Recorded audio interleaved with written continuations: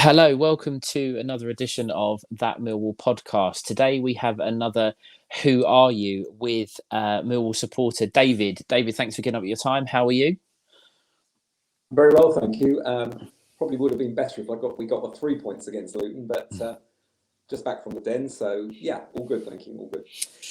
As David's mentioned there, so we're recording this just shortly after the 0-0 draw at home to Luton. Possibly not the result that us and many supporters were looking for, but it's still in our hands, and I'm sure we'll come on to this season. As always, the Who Are You is an opportunity for us to get to speak to some of our supporters that we obviously wouldn't usually get the opportunity to hear their story, how they come to the club. And hopefully today we've got an interesting one for you guys. So David, firstly, tell us a little bit about yourself. Okay, well, I live in northwest London, which is not perhaps the most natural area for a Millwall supporter. And like so many Millwall supporters, it was my dad who really got me into Millwall. He lived on the Old Kent Road in the 1930s, and he supported Millwall, and my uncle Len, supported Charlton. But thank goodness, Dad persuaded me that Millwall was a better bet. So I never ended up supporting Charlton, although my uncle and I always used to have a bit of a rivalry about it. And it was really that sort of led me to support Millwall. It was always a bit difficult for me supporting Millwall because where I lived in northwest London, everybody supports Arsenal and Tottenham and a few Chelsea and one of them, what are now Premier League teams. So I was always on my own. And when I started to go to Millwall in the 60s, I was on my own. My dad very rarely came with me, so it was a long trek from where I lived to the ground. But that's how I came really to support Millwall. So in terms of your memories, stop following the club, I would imagine. Do you remember your first game? What was your first impressions of Millwall? I do. I remember I was actually thinking about it. I was a little boy. I was only 6. And because we lived in northwest London, in Edgware, actually, the first game was at Watford.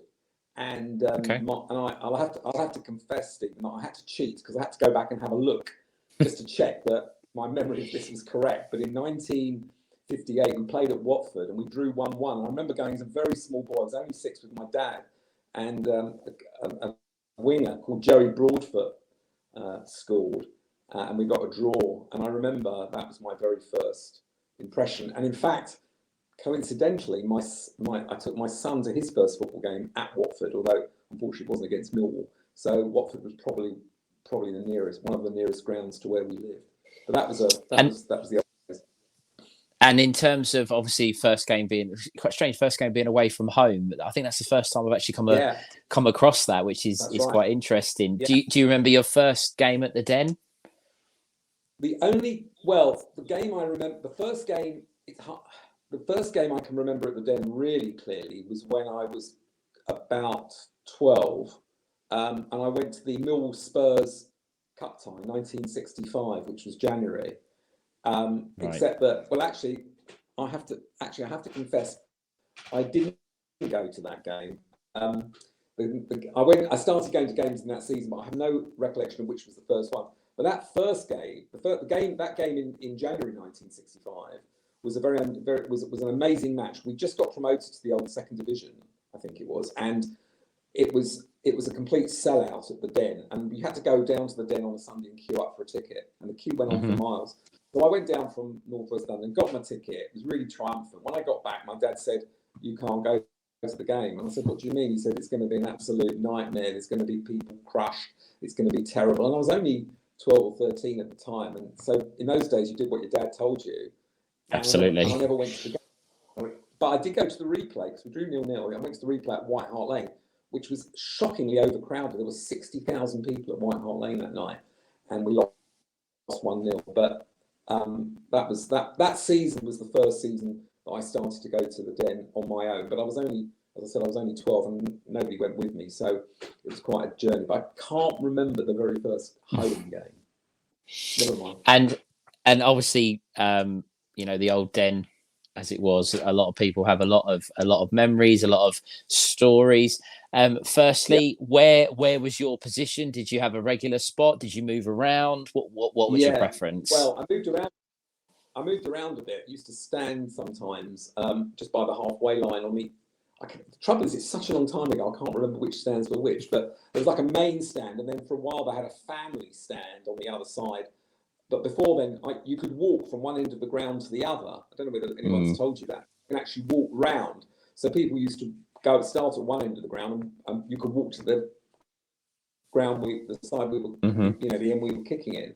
So I used to stand there, and there was a bloke that used to walk up and down the side, shouting abuse at the linesman the whole game. All he did was shout abuse at the linesman. He didn't watch the game. He literally shouted abuse at the linesman walking up and down the game. It was hilarious. But most of the time I sat the other side, the main stand, which was a bit ramshackle, and it was cozy. Put it that way. and obviously, I am. I think. Sorry, go on. What? No, what I was going to say was, obviously people are very nostalgic about the old ground, hmm and rightly so. There were some fantastic games there. There was some brilliant atmospheres, brilliant memories, but it was also sometimes pretty horrible. And I often think that if the people who went to the Den now and who are nostalgic about the old days went back to what it was like, before we moved to the current ground, they'd hate it. It was what we've got now is in many ways, yes, of course, it's more sterile because it's a modern ground, but hmm the facilities and the is incomparable to what it used to be like. But yeah, I've got some great memories. I'll come on to that. I've got some great memories of the old Den as well in terms of matches. Yeah. I think it's interesting what you say there because obviously there's a lot of supporters, the newer generation that wouldn't have experienced the old Den and have, like myself, obviously being a fan. My first game was in '94, so I never got to go to the old ground, and I've often said, and other people have often said, I'm quite pleased I never got to experience the old Den because I only now know what it is today. Of course, Yeah. the nostalgia. My dad and I'm sure other fans would go, "Oh, the old Den was great." But it's interesting because it is somewhere that it doesn't sound sometimes in the stories that I hear, and I'm sure that you have. It doesn't sound like it was the sort of place that you'd want to spend too much time. Obviously, you would No. as a fan, but around the ground, it was definitely it definitely sounded like somewhere that was you can sometimes take your life into your own Yeah. hands. I think.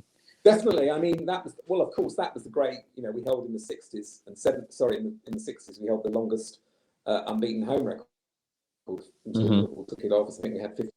It was a really fantastic record. It was a horrible, intimidating place to go and play football for the opposition. The streets around it in those days. It wasn't sort of now. It's more. There are more. Modern housing and so on. But in those days, it was a tough environment. You would go down there and you knew that you were in a working class, tough environment, hmm and it was all the better for it. Behind the ground was a huge old car park on gravel where I used to park. I mean, you could park bang next to the ground, not like today in the front with all, with the concert, Mm. with all, you just literally turn up on the day and park your car in the car park. Uh, and it was it was just very, very tin pot and ramshackle. But it was home and it was quite intimidating. But I don't. If you said to me, "Would you rather now watch football where we are or there?" I'd definitely rather watch football at the New Den. I know I'm probably on my own in that, but that's how I feel about it anyway. Well, that leads me on very nicely to. I'm not going to refer to it as what other broadcasters do. It's the Den now. We've been But there then, for this is our yeah, 30th years. It's now the Den. yeah. Firstly, you've obviously said there that you enjoy watching your football there, and you obviously like the ground. But where do you sit? Where's your I sit spot on a home day? West Upper, Block 5. And Okay. I've got a great seat there. I think that's the other thing about the ground. You can see really well from nearly everywhere. That's hmm you've got a really great view, and you know, I always go on, I nearly always go on my own to the matches. Sometimes one of my sons comes with me. My grandson's going with me to the Preston game next week, so that's going to be good fun. And I know the people around me. We see, you know, as the season goes, you know them. It's good atmosphere, and you know, we have a laugh, and yeah, it's a you know, it's a good afternoon generally, as long as we hopefully get something out of it. It's interesting you say that, because I think lots of people, myself included, you tend to, I don't know about, I'll ask you this, you know, you sit in the same seat year after year, or the same block, the faces stay the same. They get a little bit older, but they stay the same. So you might not know necessarily everybody's name in the block around you, but you know them enough to sort of, you're right, sort of thing. That's one thing with us, that you're never alone. Even if you do go to the games on your own, there's always someone there that will, you know. Yeah, I mean, you do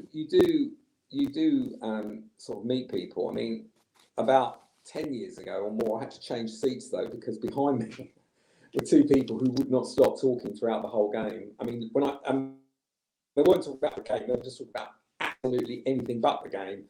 And and you can't really turn around to people and say, "Will you shut up?" Because they paid their money. I suppose they can say what they like. But it got so irritating that I just had to move my seat. I couldn't bear it anymore. But that's pretty unusual. Most people around me are great, and well, yeah, they're all very nice actually, and we all moan at the same time, and you know, we all have a bit of a laugh as well. So that's good. Yeah. I'm gonna test your memory now, or not necessarily test your memory. I'm gonna see what kind of direction you go down here. But you've obviously seen a lot of players in your time following the club. I'm sure you know been some successful teams, some perhaps not so successful. Oh yes. It might be tricky, but I'm going to ask you to narrow it down to your favourite all-time Millwall player. I will give you the opportunity for a couple of honourable mentions if that makes it a little bit easier for you. Yeah, I think I'm going to have my all-time favourite Millwall player and a very honourable mention. My all-time favourite Millwall player is Teddy Sheringham. Okay. Here's his mum. And I know that's a controversial choice. I know that on forums and websites and other places, because he joined the Vermin and he was, and he's and for other reasons, people don't regard him in the right way. I think because Teddy, it's hard for the younger generation, I think, to really understand how important Teddy was to us. I think I'm right. He was at Millwall for 8 or 9 years. It's not, he wasn't hit there just for like flash of the pan. He was there 8 or 9 years, and he was a tremendous player.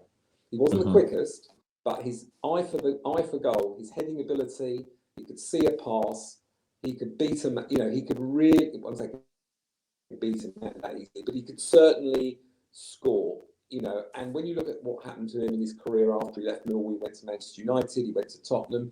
I think he played 40 times for his country. Yes, he came on and won a Champions League or whatever it was called for Man U.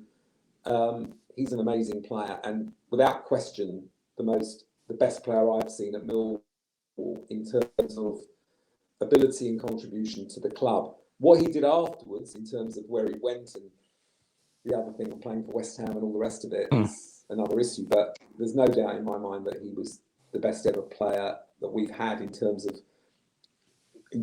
ticking boxes. But honourable mentions, definitely, I would think, go to two players. I think one of whom isn't mentioned quite so often these days, but I think was an amazing player, and that's Keith Weller, who played in midfield, and he was kind of a Zian Fleming type of attacker, really. And he went on to play for England. He played for Leicester City. He was a great player. So for those anybody older watching this will remember Keith Weller. Lovely player. Sadly, no longer with us. But I always he was a lovely player. We bought him from Tottenham in the 60s.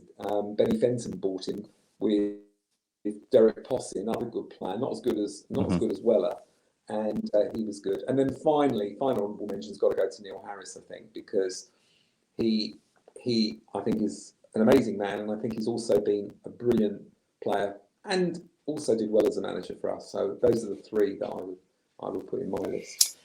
I'm going to throw you a little bit of a curveball question, one that wasn't that we haven't obviously discussed just yet. It's interesting. You mentioned Teddy and Harris. Obviously, Teddy, your favourite, and Harris as an honourable mention. You were lucky enough to see both in their prime, both in a Millwall shirt. Do you think they could have done it as a partnership? Do you think that partnership would have worked?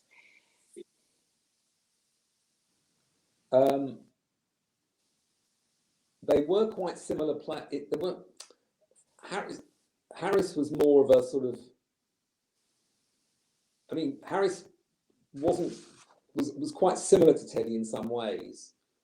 He wasn't he was good in the air, actually, Harris. He was much better in the air than I think people thought of. But he wasn't a big target man, and neither really was Sheringham. Sheringham played well with Cascarino, who was really the target man of the two.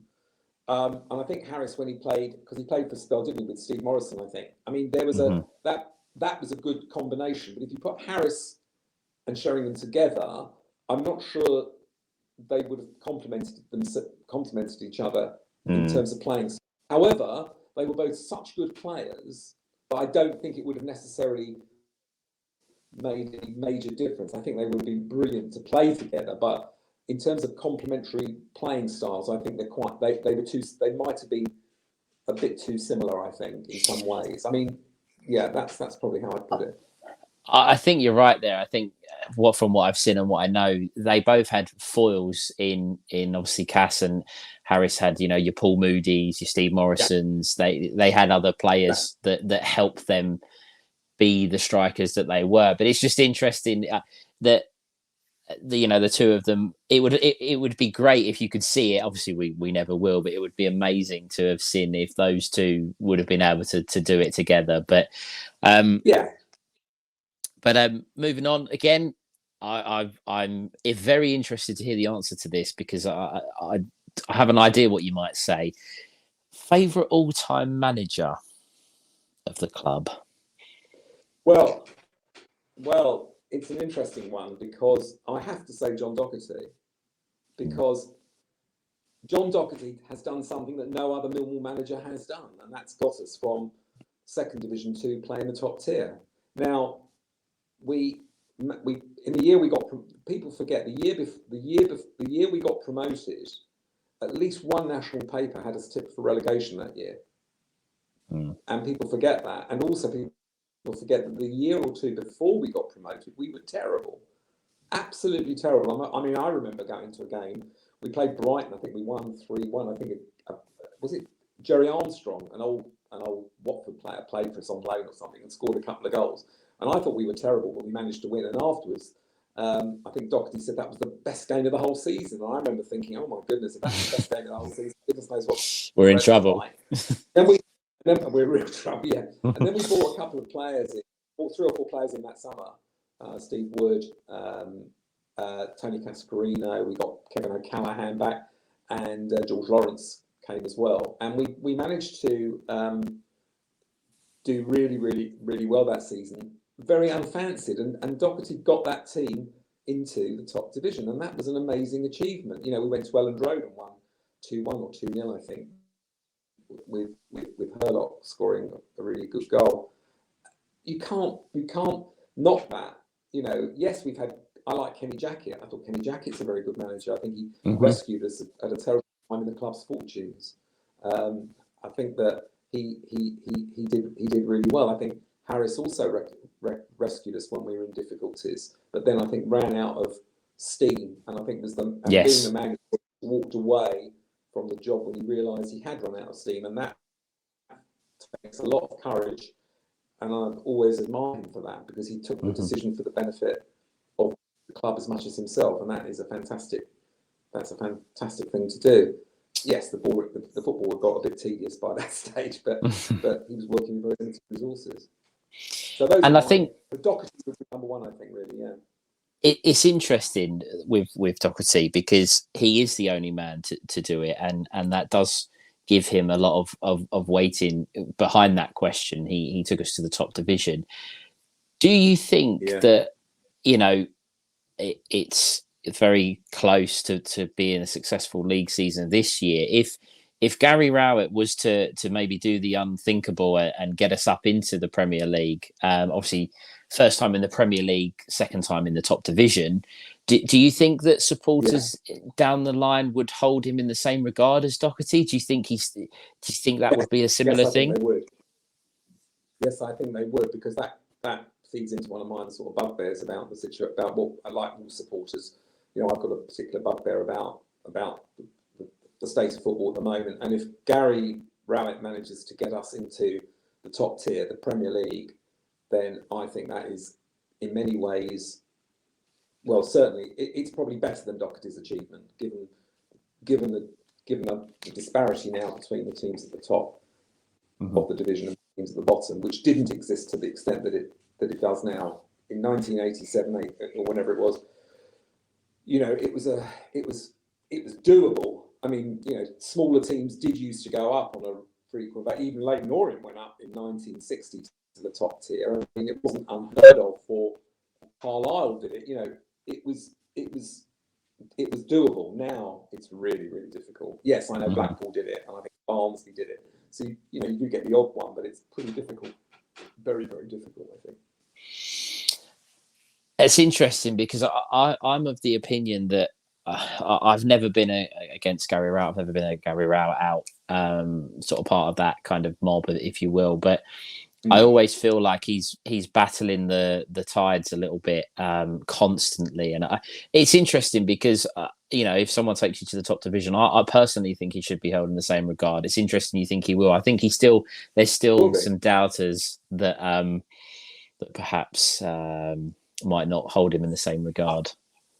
I think Gary Rowett obviously plays a brand of football that some people find not particularly entertaining. Although I think this year we've actually got better. And in fairness to Gary, he's actually been able to bring in better quality players. There are players who we have who are, when you look at the people that we can't, you know, even today, I mean, okay, we've got Duncan Watmore on the bench, you know, George Honeyman was on the bench. We've got Mason Bennett, who unfortunately seems to be injured yet again, who, you know, wasn't available. Tyler Bury, who's not available. But, you know, and Callum Stiles, who I think is a very good player, actually. So you've got that depth, which Rowett's built up over the last 2 or 3 years, and that's meant that he's been able to play a more expansive type of football. The problem that Harris had when we got promoted in 2017 or 2018 was that we had to play a certain way because the players that we were not capable of playing anything more expansive, and then we nearly got relegated. He got found out because the players couldn't quite reach the standard. We were very lucky to avoid relegation. I think it was the year before Rowett came. So I think Rowett has to be given a lot more credit than the supporters are prepared to, you know, give him, because I think he's done really, really well. If you talk to people outside Millwall, they always say what a great job he's done. Yeah, recognise it.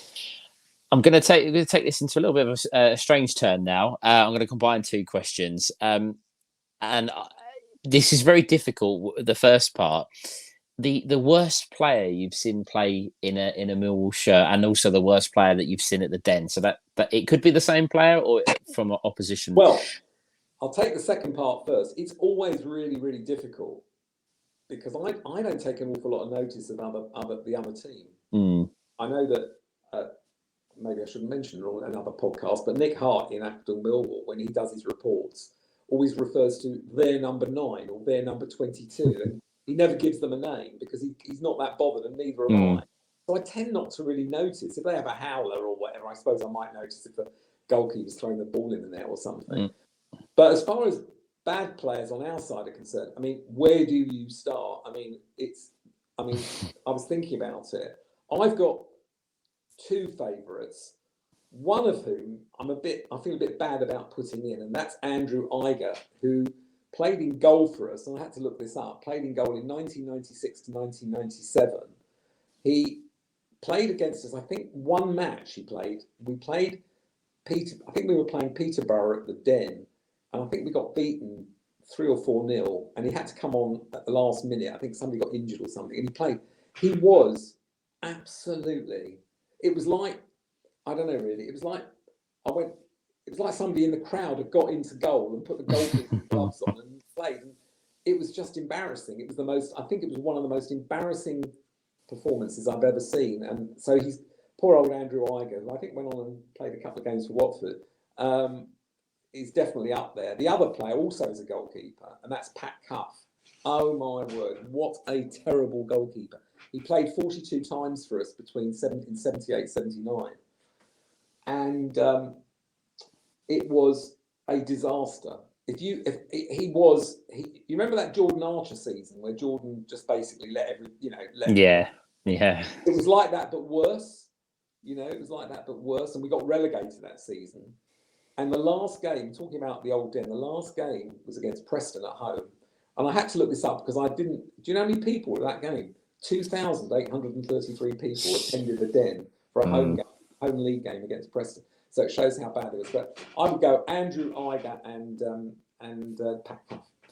I always think it's always harsh when you talk about the worst players in a Millwall shirt, because you always want them to do well. You try and back them, you try and support them, but there's just a couple. And I think it's interesting you pick goalkeeper, because I think goalkeepers are definitely, you are very quickly a hero, but you can also very quickly be a villain in that position.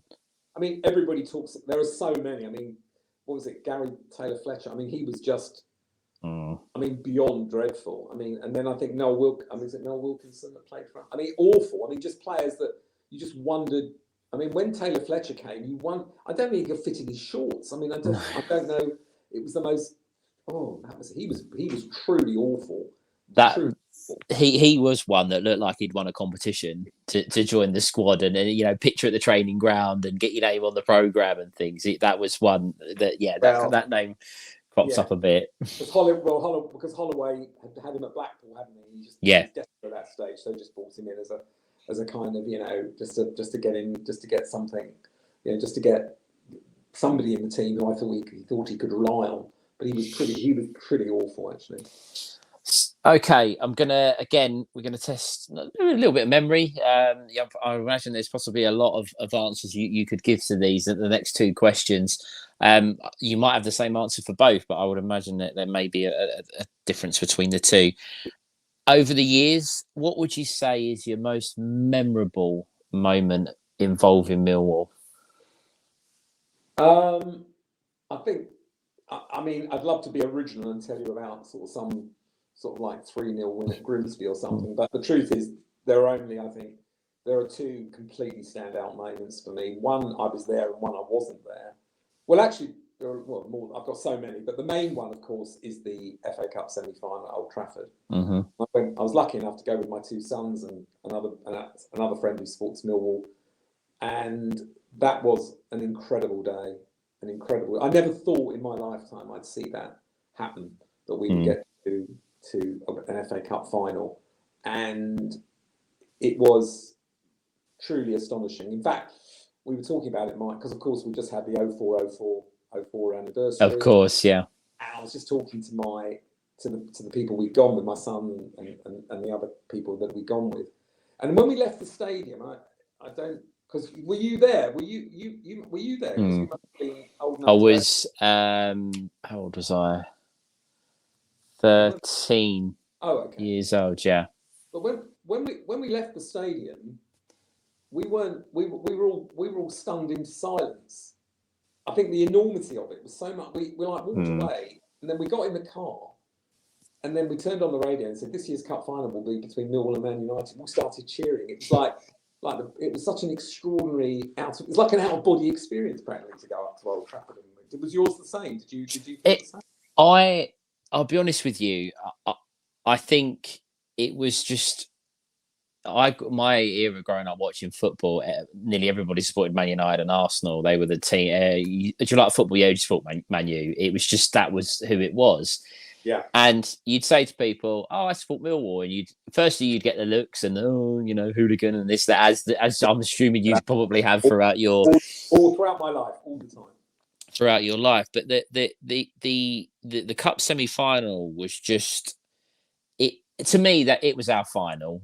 Realistically, it was our final. We knew we probably wasn't going to get much at the Millennium Stadium, but to to do it. And it was for me, it wasn't actually the day, it was you started to get like in the paper, they'd have like the Yeah, previews, and then you'd have like on the telly, you had the players getting their suits and yeah, it was you had the billboards up on the street, and it was yeah, sort of yeah. David v Goliath, and Dennis Wise's face was up on the walls, and you're thinking, this is actually happening. Like, it is actually us. And I think that was an incredible moment for lots of Uh, supporters, and yeah, I think yeah. you can't. Do you think it will ever happen? Do you think it will ever happen again? No, no, I'll be honest with you. I really agree. don't. I'd love to tell everybody watching and listening that, yeah, no, but I don't think so. I think the other thing, of course, was we were incredibly lucky. We managed to avoid any top tier. We managed to avoid every Premier League club, which was very lucky. And so we were always playing people, I think, who were below us in the league. Actually, I think we beat Burnley, but they were definitely a Championship club at the time. So were Sunderland. No, I don't think. I think it would be very, very surprising if we were to do it again. I don't. I think there's more. I think actually there's more chance of us getting to the Premier League than there is of winning of getting to the cup final again. Actually, I think that's a great. And your second moment? The second moment, I suppose, was really when we got promoted, and I mean, in those days, you only had to listen to the radio. You didn't have any internet or anything like that. And I remember we were away at Hull. It was a bank holiday Monday, and I didn't go. I didn't always go. It was quite difficult. Quite a young family in those days, so I didn't go as often to the away games. And I took my radio out to the park where I live, just at the back here, and I just walked round. We'd gone 1-0 up. Kevin O'Callaghan had scored a penalty. He scored about 3 or 4 penalties, I think, in those games. We kept on winning 1-0 towards the end of that season. And I just remember walking round. I had a dog at the time, and I was just walking round and round and round and round and round, just praying for the final whistle. And finally, and I even remember today where I was when I heard it. It said Millwall 1-1 at Hull and promoted. And I just ran home, and my son, who was about 8 or 9, we just like sort of embraced, and it was an amazing moment. It was an amazing moment. That was a good moment. But I've got lots of lovely memories, and there are a couple of good matches that I've been to as well, which I really enjoyed. But that was a wonderful moment. Yeah. So you mentioned the cup semi-final. You mentioned Millwall, the day that they were promoted, and obviously the celebrations with your son. Yeah. Can you pick a favourite between the two, or perhaps in general? Is there perhaps another moment that would be a favourite of yours? I would say, I would say getting promoted was the best moment, because I knew that would mean that we would have a whole run of games against all the top clubs in the next season. I knew that we'd be playing Arsenal and Man United and West Ham, of course, got relegated that season when we got promoted, and Everton. I knew it would lead to a wonderful series of memories, which it did. The cup final was just one game isolated. So in many ways, getting promoted was the bigger thing for me, because it meant that I would see my team perform in the biggest stage. As it happens, only for 2 years, but that's what they did. I think what you said there has kind of summed up the thoughts of a lot of supporters, perhaps my age and maybe younger, that would love that one season. Obviously you said there was 2. Back in 88, 89, 90. Yeah. But that one season of just going to the Premier League and just saying, we're here, you don't like us, you're going to hate us come the end of the season, but we're going to be here for 38 games, and we're going to cause havoc. Yeah. I mean, I think that would be an amazing achievement. I mean, I'll be quite honest with you. I think that, we're talking about this season. I think this season, I would be reasonably confident we'll make the playoffs. I'm not totally confident, because I think we think too many things can happen, but it would be not a major surprise to make the playoffs, whereas in previous years it would have been a major surprise.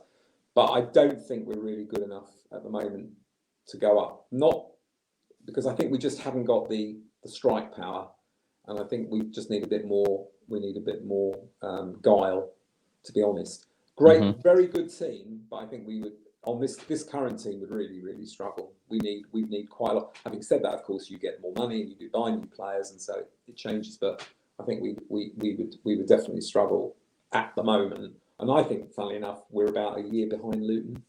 Interesting. That maybe is a controversial thing to say. They got into the playoffs last year, just they scraped in, but they built on that and they've done very well this year, and they're flying. And I think we are about a year behind them. It'd be interesting to see what we do if we don't get promoted. That's just another perhaps controversial point of view, but that's how I feel about it. I'm gonna come on to a different question. I will come back onto some memories and some perhaps stories from the past. But as we've brought this onto the current day, in the squad at the moment, who I'm going to ask you to, who would you say is your favourite current player, and who do you think is our most important current player in the current squad? That's a really good question. I think Zian Fleming is my favourite player, because I think, although today didn't have one of his better games, he generally he didn't play particularly well today, but he does have that sort of X factor in him. He's got that little bit of class in him. Even today in touches, you could see that he had that. Which we do not have, and that's why I think he's probably in many ways our most important player, because he can make things happen. Having said that, I think that there are some really good players in the team who it's hard to pick one who is more valued, more important to us. I think George Saville's had a great season. I think he's played really well. I think Billy's had a brilliant season as well, played really well. Great shame he's been out injured. I think Billy's got all the attributes that could turn him into a very good player in the next couple of years. So those two players are probably my players. I think are probably the most important that we have.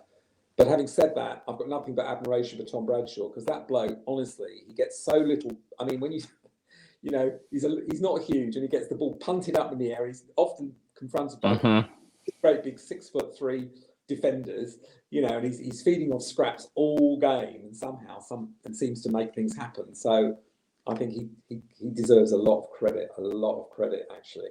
So those are the players I think that I'm the most sort of influenced by at the moment, or think of the most. I think it's interesting, because whilst Fleming will grab headlines because his first season in English football, he scored some good goals, he's influenced the team, but I think it is a team effort. There isn't, they're all important in their own way. They all have their own role that when they play well, you can see why that they're as important to them. Saville as a holding midfielder, Danny McNamara at right back, they all have their own role and they're important in their own ways. But I think Fleming, you're right. I think Fleming probably is our best player. Technically is our best player. Again, just for the benefit of the viewers and listeners, we are recording this after the Luton game. Zian probably, by his own admission, will be disappointed with his contribution today. But there's still time from now until the end of the season for him to turn it around. Yeah. And the trouble is that when you've been to a game like today, and for example, Danny Mack had a poor game today in many ways. I didn't think he played very well today, but then he was under a lot of pressure from their forwards. You kind of, sometimes it colours your thinking about a player. Oh, he's not, and then the next week he has a good game and he's back in the good books again. So I think it's quite difficult to sometimes be objective as a supporter, and sometimes you forget that players, have had that their run of form can change. Just because they've had two poor games, you can't ignore the other 38 that they've had. It's Murray Wallace is a good example of that. I mean, Murray, I thought, had a very good game today. I thought he played very well, but he's had some absolute stinkers this season. I mean, he's really played poorly at times. Today though, I thought he played very well and always gives 100%. But as you rightly say, the team is the team. It's a real team for Millwall. We're all together. It's a real team. You get that absolutely. You get that feeling. So I'm gonna ask you for a couple of stories now. This can be because of the football. It can be traveling. It can be an incident. It doesn't necessarily have to be a goal. I'm going to ask you firstly, what would you say is your best story following Millwall? What's something that you remember? For maybe the right or maybe even the wrong reasons. Well, I've got one story which is a bit unusual, perhaps, and that is that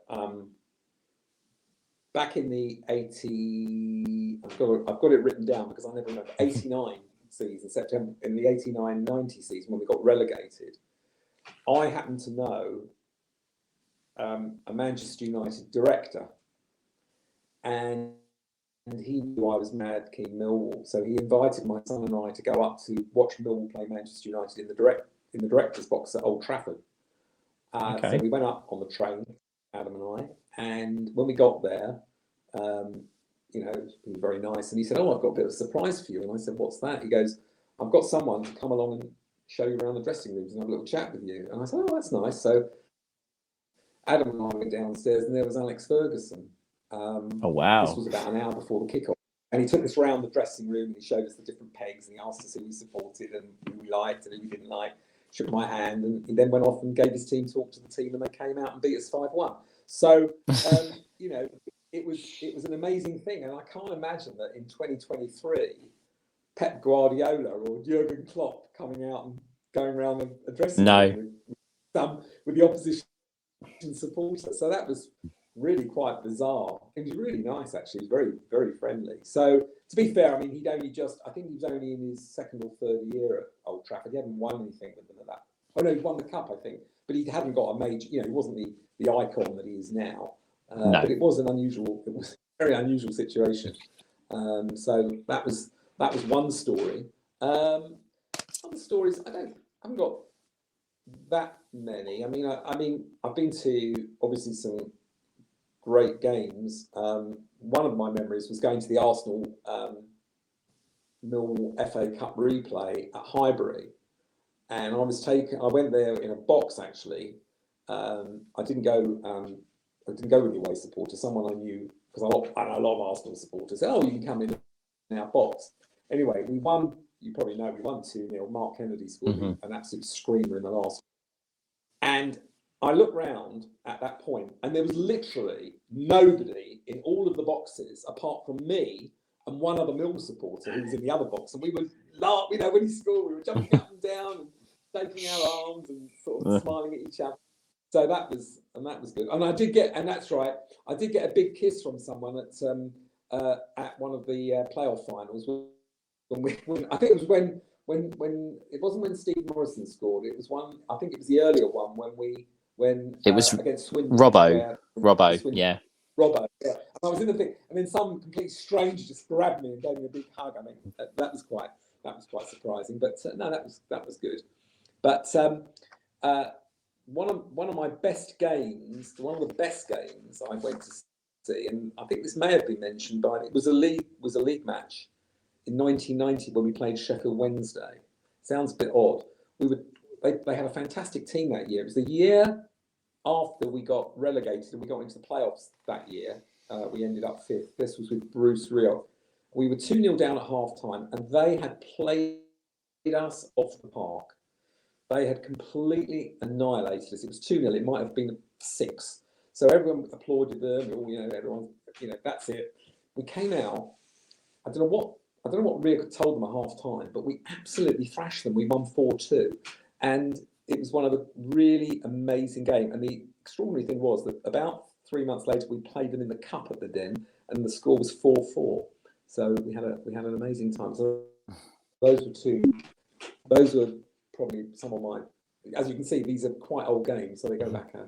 I go back quite a long way. But those are games I think that other older supporters might remember as well. I think the interesting thing is when you talk about old games and memories, I think it's very easy to get caught up sometimes in we touched on it earlier, the FA Cup, the promotion season, I think even the game when we played in Europe against Ferencváros is another one that it's very easy to say those because they're big games that everybody knows about. But I think the best stories sometimes come from the obscure games that other people go, "Oh, actually, I was there that night. I remember that," or "I remember the first half, the second half, whatever the case may be." I mean, me personally, I've done one of these, and some of the games you talk about, you just think that people must think, oh, they've spoke about where's the cup final, but someone out there will remember that game against Yeah. and go, oh, I was there that night, or yeah. I mean, two other games, I guess, quickly. But one of them is this season. I thought the game against Watford this season, away at Watford. Did you go to that game? unfortunately, no, it was Boxing Day, wasn't it? I couldn't make right, it, yeah. but And I went to that game, and I really enjoyed that game. I haven't enjoyed an away game like that for a very, very long time. That was a brilliant game, and we absolutely played them off the pitch that night, that afternoon. And Zian scored a slightly lucky goal, I think, but but it was an amazing atmosphere, fantastic game. Really, I really enjoyed it. And the other game that I want to mention is again the one that I think a lot of supporters will remember is the Huddersfield semi-final, which was playoff semi-final, which was, as whatever people say about the Old Den, the atmosphere that night was as good as anything I ever experienced at the Old Den. No question about it. That was an amazing. Everybody in the crowd was up for it. The Huddersfield players were terrified, absolutely terrified of. They were a good young side. They had Jordan Rhodes in that side. They had. If you look up the team that day, I think they had Drinkwater as well. Obviously, a checkered career afterwards, but he was a good. I think it was Danny Drinkwater played for them that season. But they had some really quite useful players in that Huddersfield team, and we just blew them away. We absolutely blew them away. It was an amazing night. That was an incredible and as good as anything I ever saw at the previous ground, the Old End. Interestingly, you said there about the Watford away game. Away games tend to be where sometimes you make some incredible memories because you're away from home, you're up against it, you're outnumbered. What would you say is possibly your best away day following the club? Where were you? Funny. I mean, I don't go to a huge number of away games. I don't travel away probably as often as others do. So it's hard to say, apart from the obvious ones of the cup and so on. I mean, last year, I think what was very, very memorable was the QPR away game at Loftus Road, the first game back after COVID when Jed scored that great goal in the opening 50 minutes. That was a special time because I think we'd all been away from football for so long and we'd missed the crowd and the noise and the environment. And when he scored, unfortunately, the wrong end, which was a bit sad, but when he scored, that was an amazing moment. And I really, that was a lot. It wasn't the game itself was the opening game of the season, so it wasn't such a big game, but in that sense. But it was very it was a very memorable game. I think a very emotional game because of COVID. So I think that would be one of my top ones. Yeah, definitely. I think that game showed the importance, and that the moment showed the importance of just how football has an impact on people's everyday life and their emotions and everything around it. Going to football, if you're not a football fan, you don't get it. And if you are a football fan, you realise that those moments, sometimes when you lose, you're annoyed, you're frustrated, you think, it's been one of those days. But you cannot stress the importance of being able to go and be surrounded with your fellow supporters and go into games. I think it's a big thing. I mean, I'm of an age. Well, I guess I'm 70 now, so you get to a point where you kind of look at things perhaps slightly differently. Where you've seen a lot of football, and Millwall is a very, very big part of my life. If we lose or we don't do well, I still at my age, and it's ridiculous, really, I still get really, really upset. So, for example, I don't know what supporters do. I'd be interested to know. So I'm listening to all the podcasts and I look at all the, I'm really all over it because I'm a bit boring like that. But if we lose, I'm not interested. For like 2 days, I don't want to listen to any football. I don't want to hear anything about it. I don't want to talk to anybody about it. I just back up. But if we win, I'm looking at everything, and I like them going onto the forums of the other fans and seeing how upset they are because they got beaten by Millwall. And have you noticed, Stephen, that every time that anyone gets beaten by Millwall, it's always the ultimate disgrace? Oh, absolutely. and we're too physical, and we're Yes. we're Oh my this, that, God. and the Thing other. like There's Millwall, and mm, and how many times have we been responsible for managers getting sacked? Being beat by Millwall, the ultimate disgrace. So mm. I don't think it's quite as bad this season, but so I tend to be very like tonight, but then a draw like today. I'm thinking, okay, I can probably read some of the reports on it. Particularly, as I think we deserved. I think actually we did deserve to win today, but it does. I do get a bit. I still get very affected by it. I still get very, very affected by it. It's interesting when you say that, because obviously since I've been doing the podcast, and when we talk about the games, it's when you win, you really look forward to talking about it. You talk about the performances, you talk about the goals, you talk about the incidents in the game.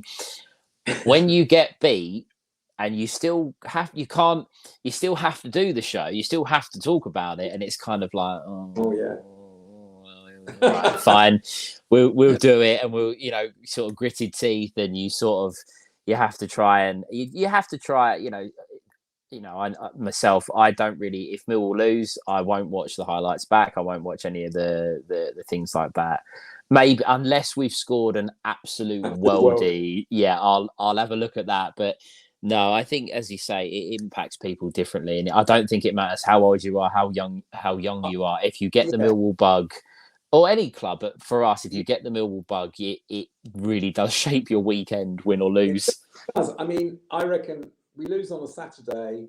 I'm about over it by about Tuesday morning. Especially if Well, there's a Tuesday game. it's a, Yeah. I mean, when I say I'm over it, I don't sort of go around and kick the cat. Not that I've got a cat, but I don't go sort of No, I know what you go a mean. bit crazy. But it's just, we've lost again. And I think the other thing, of course, is that this season, because we are actually in the running, we're not like, I don't know, middle of the, we're not like Stoke or Bristol City or something, and they're just like wandering around in the middle of the league doing absolutely nothing. It really does matter. The games really do matter, which is great. I mean, you don't want to be in a situation where you're playing and nobody really cares whether you win or No. lose. That doesn't really make a lot of difference. But there it is. Interestingly, these questions always throw up usually the same answers. It might change because of where you're based. So I'm going to ask you combine again the most disliked opponents to play against. So maybe someone that you looked up, what we're playing at the weekend, think, oh God, it's them. And then your top 3 rivals over the years following Millwall. Well, funny enough, I talked to my son about this because you were kind enough to let me know that I might have to answer this question. So I said to him, we were talking about it, and we both agreed, but we agreed in different order, because my order isn't quite the same as quite a lot. So my most disliked club is Crystal Palace. Okay. And they're top of my most disliked list is because they are so unbelievably up themselves.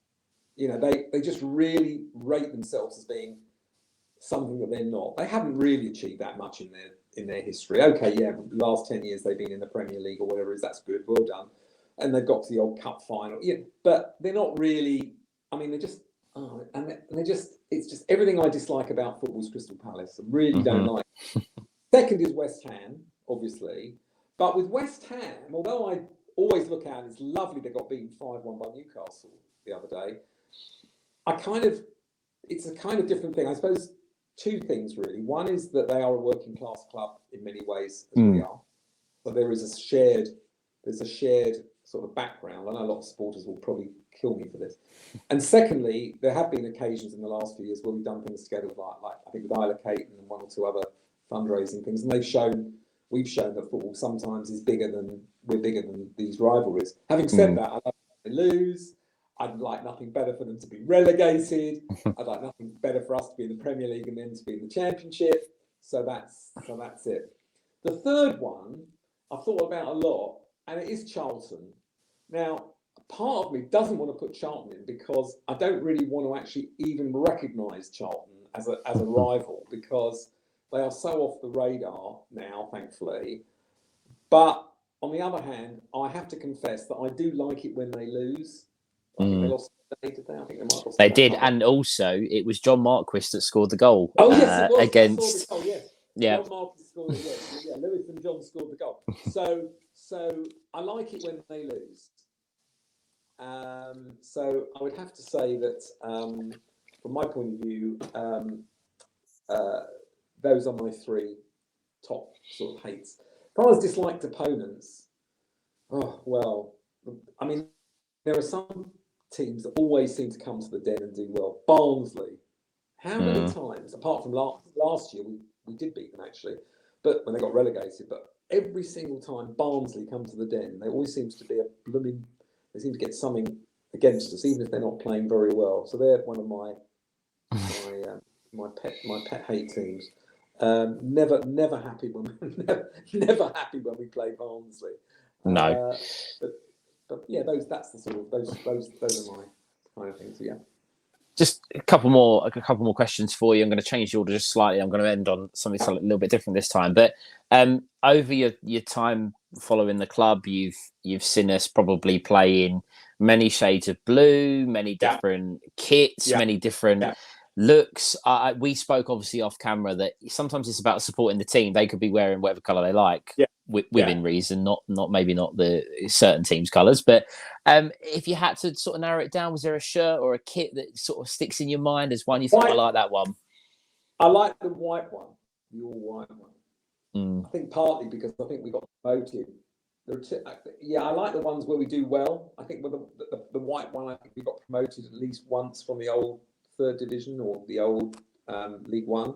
So I like that, and I think we also played in white. In our 90s, you can see a theme here, can't you, Stephen? I think we played in white 1997.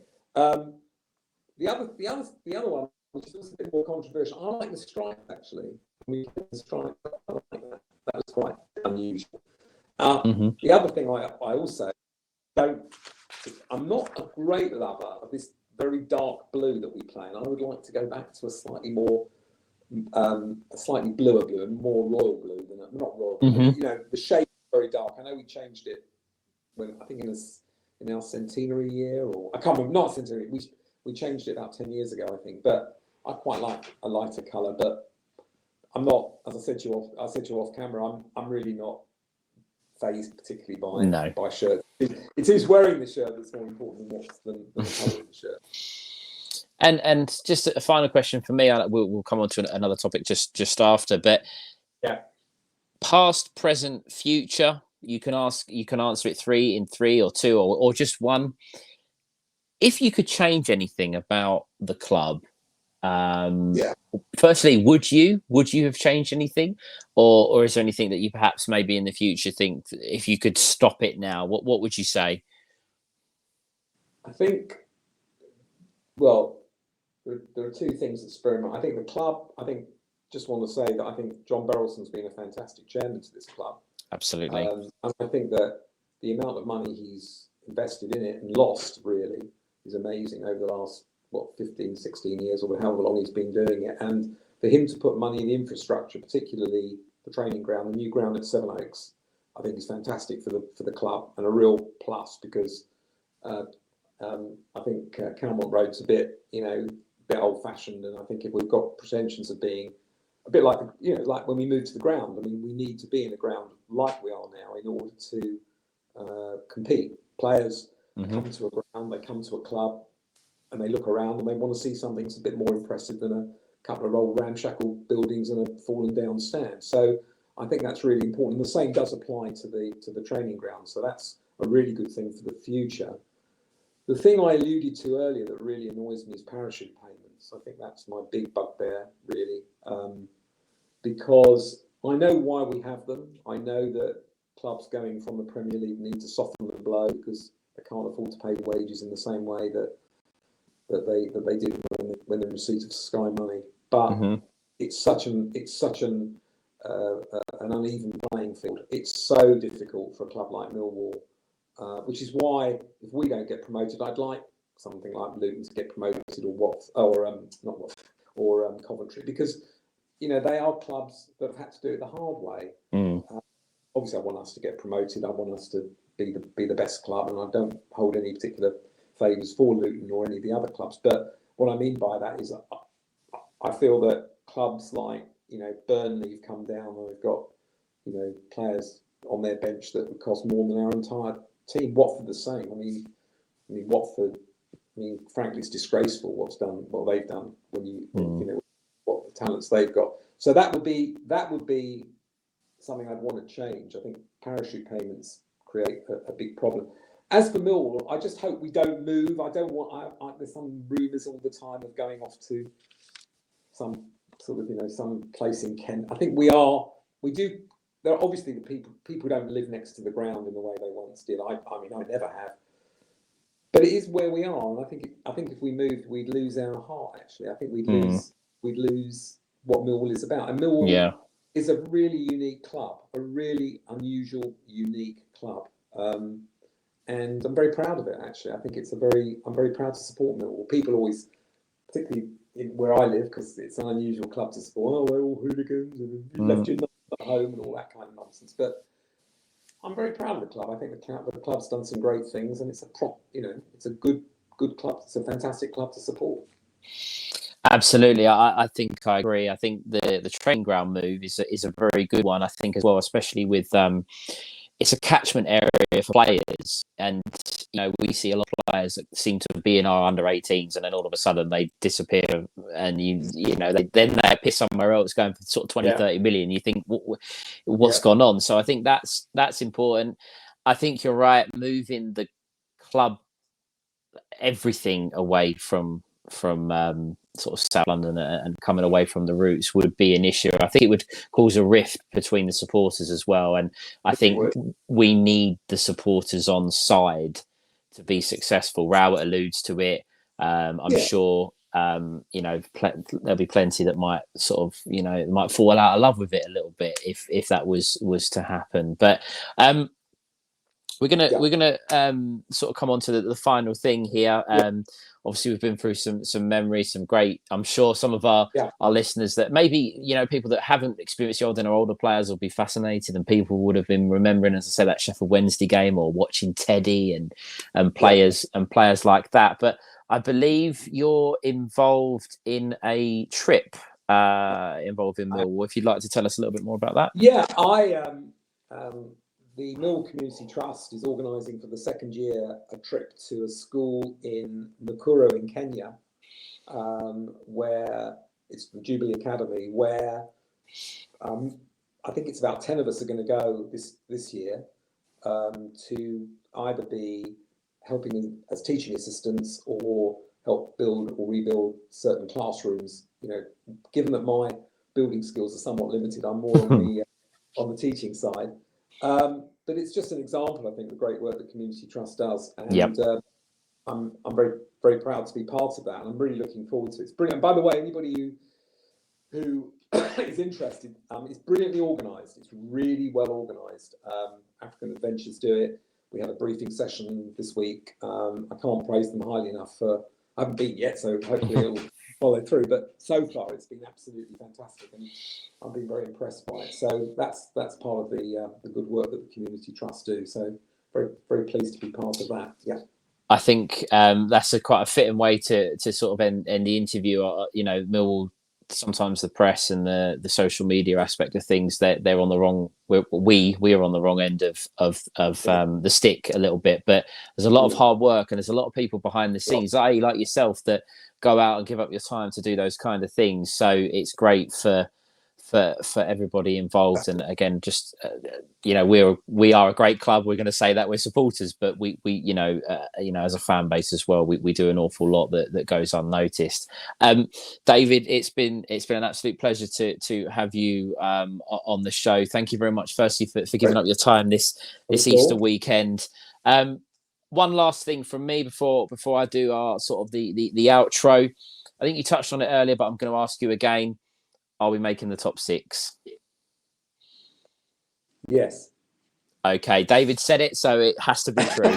I'm very pessimistic, so the answer is everyone knows that. I think we could do it this year. But I just wanted to say, Stephen, thank you very much as well for the questions. Really interesting. Made me think back on my time as a supporter. So Great, and I really enjoyed it as well. Thank you very much. No, thank you. As I say, it's an opportunity for us and me personally to speak to fans, up and down. We've had some from up and down the country, different ages, different stories. It's great to be involved with something like this, and I'm hopeful that obviously the listeners at home will be fascinated by your story. Okay. That's been that Millwall podcast. These go out, so it goes out on YouTube on a Sunday, and then it goes out on Spotify and all other podcast providers on the following Friday. Right now, I'm not going to give a definitive date when this will go out, but obviously give us a listen. Hopefully, if it's something that you'd be interested in, by all means, drop us a message and get involved, and we'd love to have you on. I've been Stephen, that's been David. Please like and subscribe and follow that Millwall podcast on all social media channels, and we look forward to catching you on the next one. Thank you very much, guys. Bye.